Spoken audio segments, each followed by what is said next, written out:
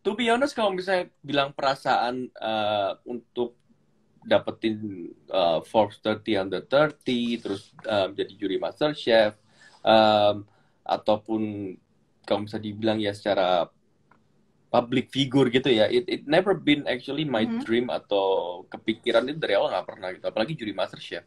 Um, pengen nyoba keluar dari dunia F&B kerja gitu, Mhm. tapi nggak dapet, jadi kayak pengangguran 2 bulan gitu.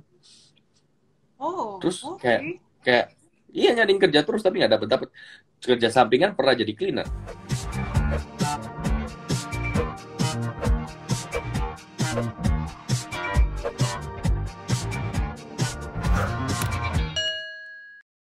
Hai Geng Kreatif. Kita ketemu lagi ya di acara orasi obrolan inspiratif. Yeay! Oke, hari ini pasti udah pada nggak sabar karena kita bakalan hari ini bakal ngobrol-ngobrol seru sama Chef Arnold. Yeay! Oke, jadi Chef Arnold ini kalau teman-teman Geng Kreatif tahu kan ini terkenal sekali di Master Chef Indonesia ya, dan kalian juga sering banget pasti nontonin Master Chef Indonesia. Dan kalian juga pasti penasaran dong gimana perjalanan karirnya seorang Chef Arnold. Hari ini kita nggak masak-masak ya, kita hari ini bakal ngobrol-ngobrol seru sama Chef Arnold. Nggak pakai lama, aku langsung undang Chef Arnoldnya.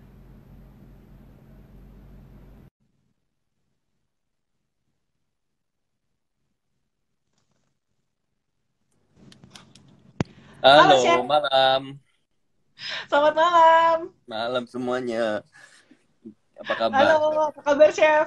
Sehat-sehat? Sehat. Oke, Sehat. good good good. Lagi di? Lagi di Surabaya. Lagi di Lagi di Surabaya. Surabaya Oke. nggak bisa kemana-mana. Nggak bisa kemana-mana. Oke, banyak yang penasaran loh Chef.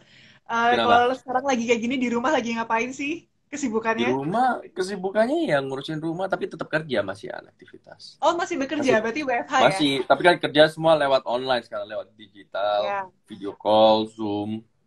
Terus ya gitu sekarang bikin konten terus isinya. konten Masak-masak. terus, oke. Ini ya, bikin konten-konten YouTube ya, Chef? Iya, bikin-bikin konten YouTube. Oke, Daripada nggak ngapa-ngapain, oke. Daripada ini ya, oh, apa ini, semakin aktif di Twitter? oh Twitter mah selalu aktif. Oh, oke. Aduh, Selalu Twitter itu ya? jadi bawa ke Instagram, please. Twitter, Twitter. Instagram di Instagram aja. Oke, oke. Gitu. Oke, Terus, nah, oke, Chef, thank you ya hari ini sudah mau join bersama Creative ID. hmm, Mau malam ini meluangkan waktunya, malam-malam gini mungkin ada waktu keluarga, tapi ini bisa ngobrol-ngobrol nih sama tim Creative bisa ID dan boleh. teman-teman Iya. semua di Halo. rumah.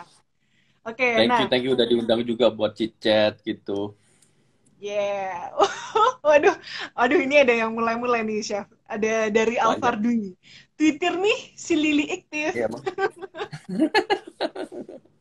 Wah, ini waktu kita kemarin post ya, wah itu langsung seru nih. Wah, aku Langsung ya. wajib kudu nonton gitu. Aku Waduh. fansnya gitu. Thank you yang udah nonton, udah mantengin. Oke. Hmm. Oke, aku mulai nanya-nanya ya, Chef ya. Ya boleh, boleh, boleh. Jadi bentar, Yes, jadi orasi kemarin ini tuh adalah obrolan inspiratif. inspiratif betul. Jadi pasti Mantap. obrolan hari ini menginspirasi teman-teman yang kreatif yang sekarang di rumah nih. Yang di rumah semuanya, mantap. Ya, di rumah aja. Oke, Siap. mau nanya nih Chef. Kan Hmm. pernah kepikiran gak sih, sekarang kan Chef Arnold ya, itu sudah dikenal di Indonesia dan Hmm. bisa sampai sekarang di posisi sekarang ini gitu. Dulu Hmm. tahun 2013 kita tahu Chef Arnold menjadi juri di MasterChef Indonesia Hmm. sampai sekarang loh, sampai 2020. Lalu Amin. dan sudah mempunyai banyak restoran nih gitu ya. Kalau lihat di Instagramnya tuh Hmm. ada Koi Dessert Bar, ada Hmm. Laci, ada Hmm. Mangkokku gitu dan masih banyak Hmm. lagi. Dan terus kalau nggak salah ya tahun 2017 Chef juga mendapatkan penghargaan dari Forbes 30 Under 30. 30 under 30s. Ya, Yes. under di kategori art. Tapi itu kan bertiga sekeluarga, kakak adik. Oke. Oke, Tuh, nggak bukan apa-apa. Tapi sendiri. kan itu sebuah pencapaian juga. Iya. Ya udah lupa itu jadi 2017 ya udah berapa tahun ya? 3 tahun. 3 tahun. 3 tahun ya. Gitu. Tuh. Ya, gimana chef ininya? Apa perasaannya? Um, to be honest, kalau misalnya bilang perasaan untuk dapetin Forbes 30 Under 30, terus jadi juri Master Chef, ataupun kalau misalnya dibilang ya secara public figure gitu ya, it never been actually my Mhm. dream atau kepikiran itu dari awal nggak pernah gitu, apalagi juri Master Chef. Karena Ya. waktu Master Chef pertama kali keluar di Australia itu saya itu masih sekolah saya pulang sekolah sama adik saya sama kakak saya itu nonton Master Chef Australia Ah, di oke. iya di TV kita pulang Mhm. sekolah mantengin nontonnya gitu. Terus kita juga pernah bilang wah keren juga kalau misalnya kita pernah ada di acara itu ya. Dan dan kita jujur aja sampai sekarang kita nggak kebayang kalau oh si Reynold masih masuk Master Chef Australia dan juga saya jadi juri Ya. Master Chef Indonesia itu it's a humbling experience in my Mhm. opinion. Dan rasanya grateful tapi bukan Mhm. untuk dijadikan suatu apa namanya I'm this I'm that gitu no Ya. gitu. Berarti So sebenarnya tidak ya pernah kepikiran ya, chef ya? jujur nggak pernah kepikiran sampai oh jadi juri Master Chef masuk TV, um, dapat Forbes 30 Under 30, sampai adik saya Mhm. pun juga sekarang juga nggak kepikiran juga dia masuk Master Chef. Iya. Mm-mm. Ya, dan semuanya ya, chef ya. Berarti dari kakak, adik, dan chef sendiri itu semua berkecimpung di dunia kuliner. Yes. Dari mama papa juga sih kecemplungan mama papa juga di dunia kuliner. Jadi kurang lebih Oke. semuanya keluarga keluarga yang berkecimpungan di F&B. Oke, berarti keluarga Purnomo ini memang ini ya, memang dunia kuliner. Yap, yap, yap. Oke, nah boleh diceritain nggak sih chef awalnya tuh gimana gitu? Apakah apa yang menginspirasi untuk seorang chef Arnold terjun di dunia kuliner? Tadi mungkin salah satunya dari keluarga ya, orang tua. Um, kalau misalnya kecemplungan bagaimana itu sebenarnya pernah kalau misalnya ditanya pernah kepikiran sampai pengen mengkarir di dunia F&B atau benar-benar bermimpi untuk menjadi seorang chef atau sampai sekarang itu jujur aja sih nggak pernah. Waktu dulu tuh nggak Hmm, pernah. Karena apa? ya. Kenapa? Waktu di Surabaya itu papa mama punya restoran di Surabaya, Hmm, ya kan? Nah, so I don't actually kita kakak saya, adik saya sama saya tuh we don't spend much time as a family, memiliki family time. Karena um, kita udah bangun orang tua masih tidur. Kita udah tidur orang tua belum pulang, ya kan? oke.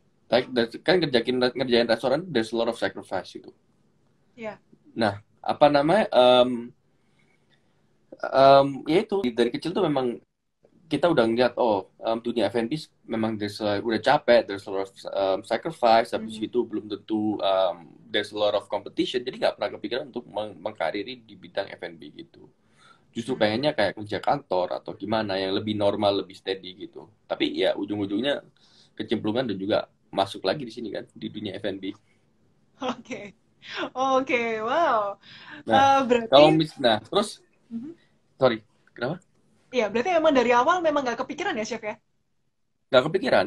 Nah, terus kalau misalnya tanya awal mula berkarirnya di F&B itu waktu kita itu waktu 99 sama 98 99 itu kan waktu itu ada recession dan juga kerusuhan dan lain-lain. Mhm. Em, terus waktu itu orang tua pindah ke Australia karena waktu itu punya restoran. Nah, restoran ini em, karena kerusuhan dan lain-lain ya udah mau nggak mau kita harus tutup, ya kan?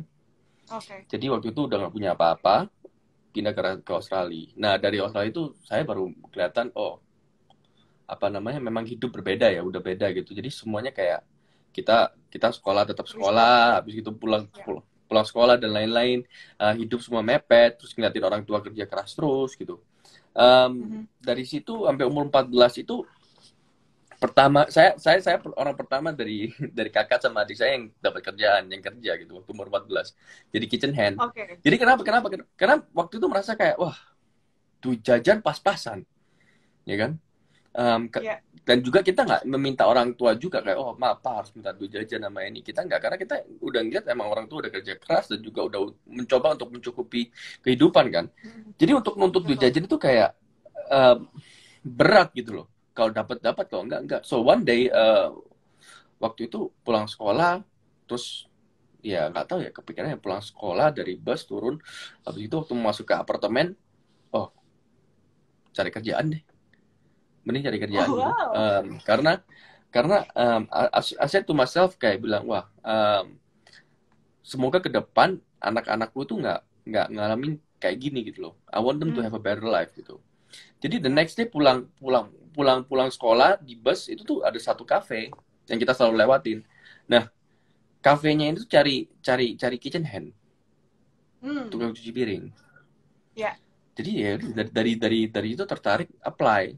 Waktu waktu apply kitchen hand terus manajer tanya, kamu umur berapa? Umur 14. Kamu udah ada namanya tax file number dan lain-lain. Tax file number itu kayak kartu NPWP. Ya kan? Nggak Oh, ada. oke. Terus habis itu ya udah, apa namanya? Kita nggak ada itu. Terus dibilang, oh kalau misalnya kamu nggak punya kartu NPWP ya udah kamu minta surat dari orang tua aja gitu. Kan Hmm. karena minimum minimum umur 16 baru boleh kerja. Ya udah saya pulang rumah habis itu bikin surat terus tanda tangan sendiri. Oh, oh my God. Tanda tangan sendiri pakai tanda tangannya mama gitu, tanda tangan sendiri. Oke. Habis gitu langsung besokannya balik lagi ke tempat kerjanya. Terus dibilang kamu serius sama ini mau kerja. Ya udah kerja. Jadi kerjanya tuh cuma pulang sekolah jam 3. Nyampe di Ya. kafenya tuh jam setengah 4. Dari jam Oh, 4 sampai jam jam 7 doang kerja. 3 jam. Nah, dari oh, situ ya udah. 3 jam. Jadi kita iya, jadi lebih kayak kerja jadi kayak ya waktu itu memang gimana ya? Jadi orang nggak punya duit jajan, handphone nggak ini dan lain-lain. Waktu ada zaman-zamannya ada iPod gitu-gitu.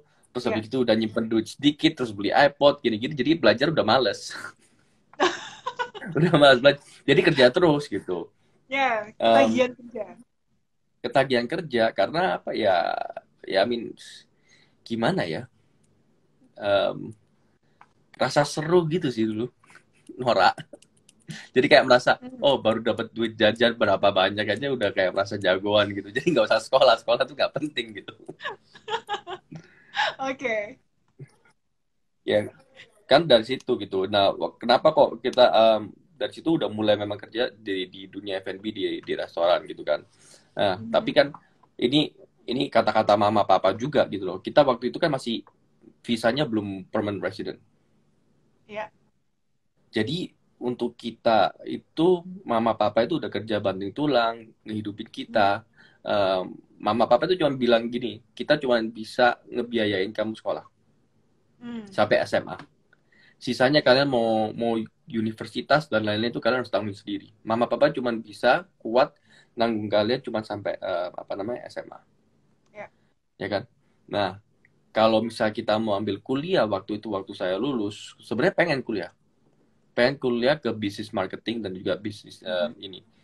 Em, Adik saya juga pokoknya pokoknya tapi mama papa itu bilang, oh walaupun kita nggak kuat biayain kalian kuliah sama ini, cuman kuat sampai SMA. Tapi Mhm. kita minta kalau bisa anak-anaknya itu paling nggak satu atau dua itu memiliki gelar dari S2 gitu loh. Oh, Iya kan? oke. Papa mamanya kayak gitu udah. Tapi kita wah, udah lulus sekolah SMA tapi masih belum PR. Jadi kita nggak ada apa namanya hacks. Dimana kayak Oh, dibayarin oke. apa namanya dibayar. Jadi nggak dapat hacks.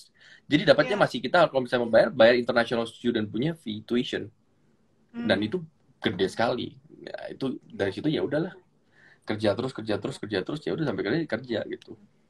Ya. Oke. Chef, ini boleh agak digeser dikit kepalanya, jadi kameranya. Soalnya Nah, kelihatannya tadi ya dibilang chef tutupan komen. waktu depan kok gini. Nah, Yes, sip, sip, sip. Oke. ya, Nah, udah pas. Oke, ya nah jadi kayak tadi gitu. berarti waktu umur 14 tahun sudah jadi kitchen hand ya, chef? Ya udah jadi kitchen hand. Dari kitchen hand gitu kan udah kerja, udah ngeliatin dapur. Jadi tanggung jawab itu pokoknya bersihin dapur deh.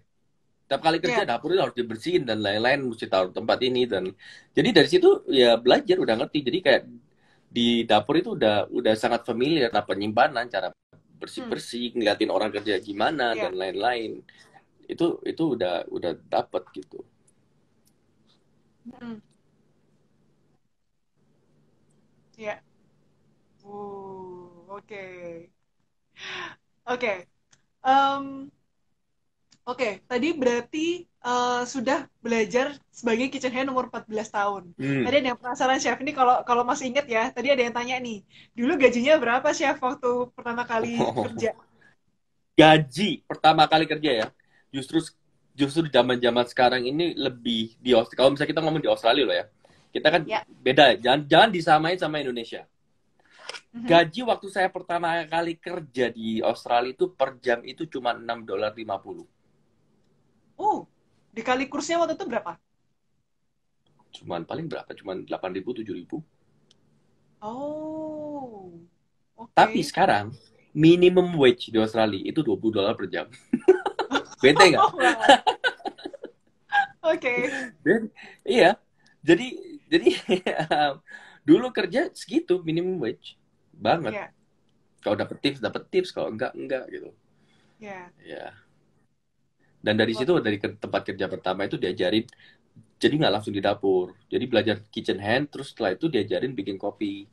Jadi barista Oh, bikin juga. kopi jadi barista dulu. Yes, waktu itu ngerti belajar bikin bikin kopi, jadi barista. Dari situ ya apa namanya, saya waktu itu kerja di kafe kecil. Jadi kurang lebih Mhm. ngurusin semuanya, jadi all rounder, serving customer juga bisa, bantuin prep dapur juga bisa, jadi barista juga bisa gitu. Jadi Ya. that's why I think gara-gara kerja seperti itu and I feel have there's a sense of achievement dan juga kayak kepikiran terus um, semoga ke depan anak-anak kalau misalnya punya keluarga sama ini to have a better life gitu kan. Nah terus ya jadi mungkin gara-gara itu nggak kepikiran untuk sekolah lagi. Oke. Berarti apakah maksudnya setelah bekerja itu terus chef ketagihan banget untuk aku pokoknya harus nyemplung di dunia dapur gitu. Ya intinya harus kerja aja, kepikiran kerja terus, bener-bener memang nyemplung di dapur dan juga jadi kayak dunia F&B itu jadi become apa namanya hal-hal yang sangat familiar gitu loh. Ya. Nah apa Oke. namanya sampai ujian nasional aja saya dapat nilai paling bagus kok. Wow. Iya, gurunya cuma tulis di bawah 30. Ini maksudnya beneran bagus apa Enggak bagus lah. ini? Oh, ini Gurunya sampai malas satir, tulis satir tulisan joke. di bawah 30 gitu. Oh my God. Tapi lulus kan, Chef? um, ya lulus SMA cuma lulus aja tapi nggak dapat nilai apa-apa. Oke. Oke. Dan setelah itu gimana? Perjalanannya gimana, Chef? Oh, Kan udah perjalanannya dicoba. kalau misalnya waktu dulu waktu pertama-tama kali kerja itu coba mencukupi pengen duit jajan dan lain-lain gitu. Mhm. Um, ya setelah berkumpul sama teman-teman, punya kenal teman, udah nggak sekolah lagi, udah lulus ya maksud sekolah itu. Jadi kepikiran juga, wah teman-teman semua pada kuliah, gua Hmm. kerja. Jadi kayak kepikiran, wah gimana ya ngurusin sekolah lagi deh, Mhm. atau save up buat sekolah, cari kerjaan yang lain. Karena kalau bisa kerja di restoran itu kan F&B kan beda banget. Mhm. Kita kita justru Jumat Sabtu Minggu kita nggak ada weekend, kita malah kerja. Iya. Justru Malah rame-ramenya kan, rame-rame Senin ya. justru weekend, justru kebalik gitu. Nah, jadi juga Iya. kayak merasa apa cuman di dunia F&B aja, apa nggak bisa sekolah atau belajar atau coba kerja tempat lain dan lain-lain gitu kan. Em, Mhm. pernah nyoba jadi telemarketing, tapi waduh Oke. cuma seminggu doang. Nggak bisa Bukan gitu. bukan passionnya Tapi di emang situ. bener-bener kepikiran men. Iya, bukan passion di situ. Waktu itu juga pernah cari-cari kerja terus nggak dapet kerjaan, masih bingung mau ngapain, galau. Em, pengen nyoba keluar dari dunia F&B kerja gitu, Mhm. tapi nggak dapet. Jadi kayak pengangguran 2 bulan gitu. Oh, Terus kayak oke. kayak iya nyariin kerja terus tapi nggak dapet dapet. Kerja sampingan pernah jadi cleaner, bersih bersih rumah orang. Oh, semacam ini dong kayak go clean gitu. Iya, gue clean pernah. Itu sampingan gitu, Oh, jadi kayak gue clean gitu, bantuin gitu bersih-bersih, bersihin rumahnya orang, spring clean gitu, ya pernah. Sampai segitu ya udah, terus wow. begitu one day mama bilang, orang tua bilang, kalau misalnya kamu bagus apa, kalau misalnya udah tahu pengen ngapain, kalau misalnya cuma bagus intinya gini, if you know that you're only good at one thing ya udah, em, Mhm. jangan cuma mau Mhm. jadi bagus saja, you Ya. have to be the best gitu. Jangan Mhm. setengah-setengah kalau kerja gitu. Ya udah di situ saya kerja, balik lagi ke F&B. um, Ya. Ya udah mulai lagi ke dapur F&B dan juga never turn back lagi. Ya udah semua digarap, semua Oke. dipikirin, dibatungin, dilakuin gitu. Jadi nggak capek, nggak ada Oke. pikiran jenuh lagi gitu.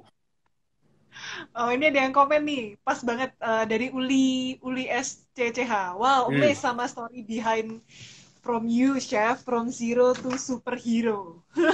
Oh belum, ceritanya juga masih banyak tentang ini. Oke, nah Uh, karena ceritanya masih banyak, is kita nanti pelan-pelan nih chef ceritanya nih. iya pelan-pelan. Step by step. Oke, Nah, nah tadi ada yang iya. nanya sih chef, bentar. Tadi ada yang nanya, em, waktu chef tadi eh, lulus SMA, apakah melanjutkan kuliah? Tadi ada yang tanya, apakah sempat belajar kulineri untuk background pendidikannya? Nggak ada, nggak belajar kulineri. Kepengen, jujur aja pengen. Sampai sekarang tuh saya tuh justru kepengen pengen sekolah atau ngambil short course atau ini. Mhm. Karena katanya sekarang udah mateng, udah benar-benar mengerti gitu loh. Kalau gini, kalau misalnya pada banyak yang tanya, oh, apakah sekolah sekolah itu penting? Mau sekolah kulineri, mau sekolah ini atau I think school is very important juga gitu loh. Hmm. Sekolah itu akan memberikan fundamental base yang bagus, fondasi yang bagus gitu.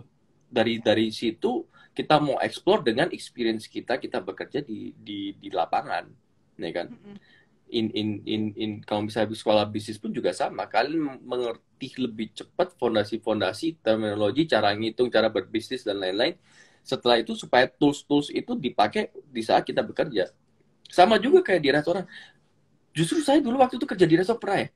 Orang Prancis, kerja di chefnya orang Prancis, Mhm. ya kan? Kerja apa? Dipanggilin, tolong ambilin ini. Apa namanya? Saya harus Google lagi. Spatula itu ada bahasanya sendiri, bahasa Prancisnya sendiri. Bukan bahasa Inggris, ada bahasa Prancisnya sendiri. Kita nggak Oke. ngerti dong. Jadi saya nggak Iya. ngerti sama ini. Disindir, disindir Oh. gitu. Disindir itu kan di dapur kan nggak enak. Saya kan orangnya suka, ya udah kalau misalnya salah ngomong aja straightforward, nggak suka Iya. gini-gini. Jadi kayak hal-hal kecil-kecil itu yang seharusnya yang diajarin di sekolah, terminologi tersebut, Mhm. tapi saya nggak tahu. Jadi kayak merasa kayak dimaluin dikit gitu. Hmm. Jadi seperti itu. Oke. Nah dari situ tuh kayak I think experience sama sekolah is hand in hand. Mhm. Sekolah itu adalah basic tools untuk kita supaya apa namanya mengerti ya, pengetahuan basic gitu. Mhm. Ya udah Mhm. waktu itu pemilik restoran minta untuk di Jakarta sampai apa beberapa Oke. tahun gitu, 2 tahun. Ya udah waktu itu udah set up restorannya di Jakarta. Terus kenal si Juna, kenal Chef Ah, Juna. Sebelum dia ikut oke. MasterChef, dia juga baru balik Iya. dari Amerika. Ya udah kenal dari situ. Kalau misalnya ditanya MasterChef gimana caranya, ya semua itu gara-gara si Juna.